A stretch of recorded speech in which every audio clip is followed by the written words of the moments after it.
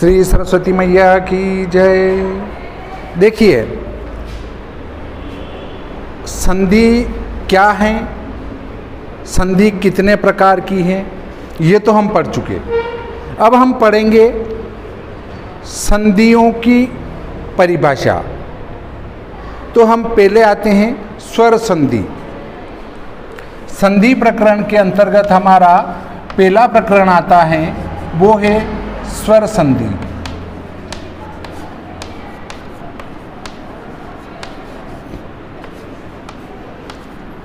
स्वर संधि किसे कहते हैं? दो स्वरों के मेल से जो नया शब्द बनता है उसे स्वर संधि कहते हैं। ठीक है। अब स्वर संधि के भेद, स्वर संधि 5 प्रकार की होती है। नंबर 1 दीर्घ संधि,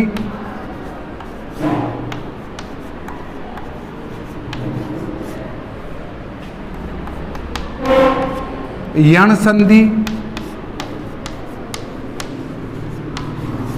नंबर 3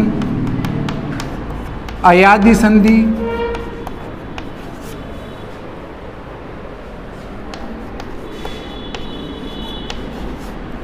अयादि संधि के बाद में गुण संधि,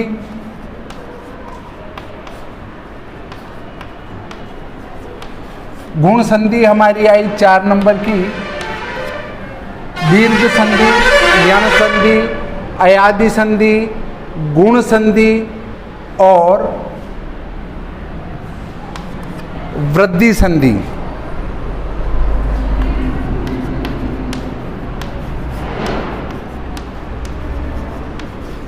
इसमें आता है दीर्घ, गुण, वृद्धि, यण और अयादि। ये 5 प्रकार की संधि हैं। अब देखते हैं स्वर संधि के ये 5 भेद हैं, और इन 5 भेदों में हम चलते हैं पहले दीर्घ संधि पर। दीर्घ संधि किसे कहते हैं?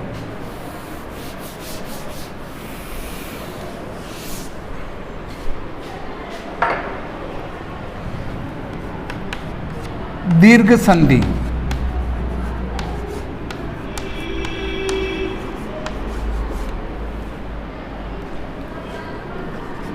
अ आ धन अ आ बराबर आ, ई धन ई बराबर ई, उ धन उ बराबर ऊ। ये जो है दीर्घ के अंतर्गत आते हैं। ऐसे ही इसमें ऋषि भी आती हैं। ऋषि भी दीर्घ होती हैं, परंतु हमारे ऋषि काम की नहीं है। काम की क्यों नहीं है? कि दीर्घ ऋषि का प्रयोग वहाँ होता है, कहाँ पर? हमारे वेदों में। वेदों में दीर्घ ऋषि का प्रयोग होता है, यहाँ हमारे दीर्घ ऋषि का प्रयोग नहीं होता है। तो आपको ये ध्यान रखना है कि यदि आगे अ या आ में से कोई एक आ रहा है और पीछे अ और आ में से कोई एक आ रहा है, तो वहाँ पर बड़ा हो जाएगा, आई की मात्रा होगी। ऐसे ही आगे ई में से एक आ रहा है और पीछे ई में से एक आ रहा है, दोनों में से कोई एक। आगे इन दोनों में से कोई एक हो, पीछे इन दोनों में से कोई एक हो, तो वहाँ पर दीर्घ हो जाता है, बड़ा हो जाता है। ऐसे ही इन दोनों में से कोई एक आगे हो और इन दोनों में से कोई एक पीछे हो, तो वहाँ भी ये बड़ा हो जाता है। तो वहाँ पर हमारी दीर्घ स्वर संधि होती है। परिभाषा इस प्रकार से दे सकते हैं कि जब 2 सजातीय स्वर मिलकर दीर्घ स्वर का निर्माण करते हैं, वहाँ पर दीर्घ स्वर संधि होती है। सजाति, सजाति का अर्थ है ये दोनों एक जात के हैं और ये दोनों भी एक जात के हैं, तो उसी जात का बना, परंतु ये एक जात का और ये एक जात का, ये दूसरी जात का हो गया, तो इन दोनों का मिलान नहीं हो सकता है, सजाति का अर्थ है। ठीक है, तो इस प्रकार हम यहाँ पर दीर्घ संधि की परिभाषा इस प्रकार दे सकते हैं। इसमें आता है शब्द धन अर्थ, शब्द धन अर्थ बराबर हो जाता है शब्दार्थ।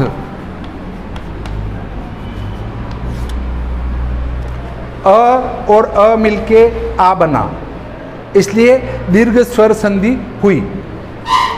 दीर्घ स्वर संधि भी कह सकते हैं और दीर्घ संधि भी कह सकते हैं।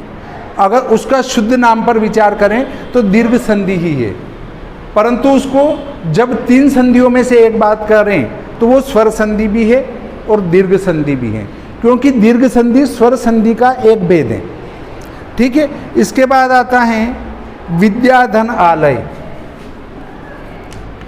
विद्या धन आलय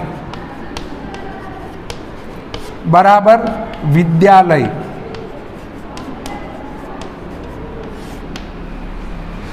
आ और आ मिला आ बना, आ और आ मिला आ बना, तो वहाँ भी दीर्घ स्वर संधि होगी। तो इस प्रकार हम कह सकते हैं कि यहाँ दीर्घ स्वर संधि हुई। अगले पे विचार करें तो उसके बाद आती है अगली संधि, वो आती है गुण संधि। अ तथा ओ के बाद ई उ तथा ऋषि आते हैं, तो क्रमशः दीर्घ ए ओ तथा अंतरस्थ र होते हैं। इस विकार को गुण संधि कहते हैं। देखिए, इसको भी मैं समझाता हूँ।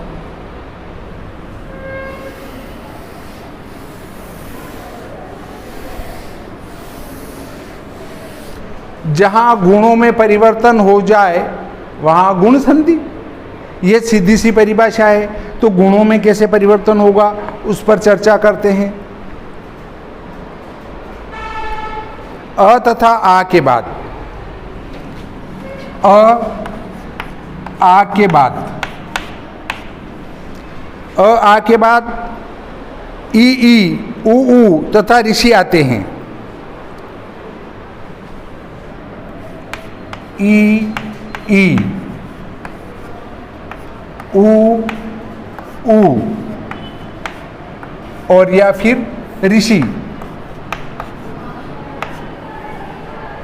आगे ये आएगा, पीछे इनमें से कोई एक आएगा।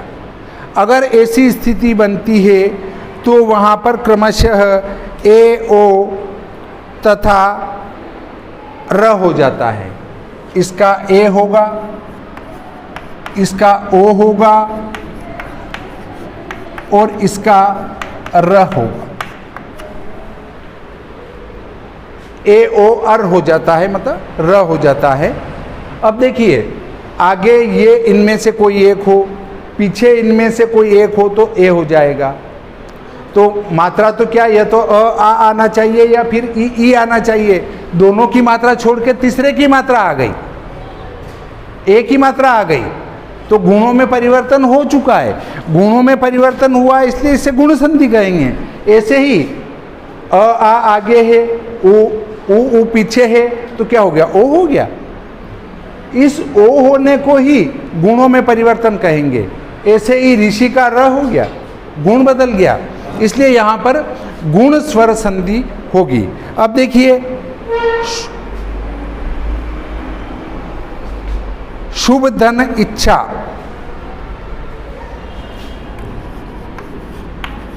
शुभ धन इच्छा,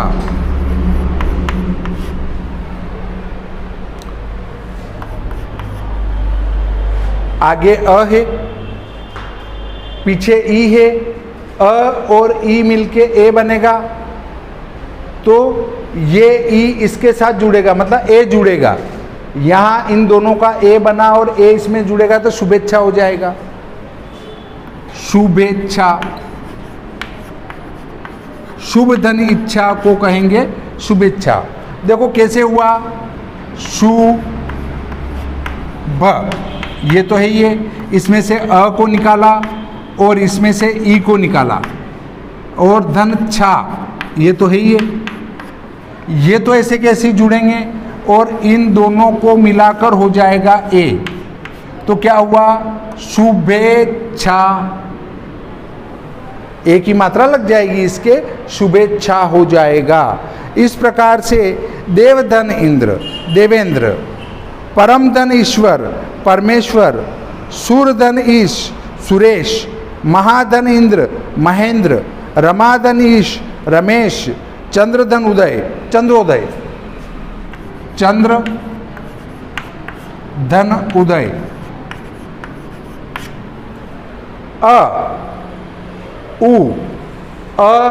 उ मिलेगा तो ओ होगा, तो इन दोनों का ओ होगा तो चंद्रोदय हो जाएगा, चंद्रोदय, चंद्रोदय। अब ये कैसे हुआ देखो, चंद्र धन अ धन उ धन दय, तो इन दोनों का हो जाएगा ओ, ये ओ होगा तो ये सीधा ओ इसके जुड़ेगा, द्र का द्रो हो जाएगा, तो चंद्रोदय, चंद्रोदय, यही चंद्रोदय बना। इस प्रकार ये हमारी कौन सी संधि हुई, गुण संधि। जहां गुणों में परिवर्तन आता हो वहां गुण संधि होगी। देखिए उसके बाद अगली संधि हमारी आती है, गुण संधि के बाद वृद्धि संधि।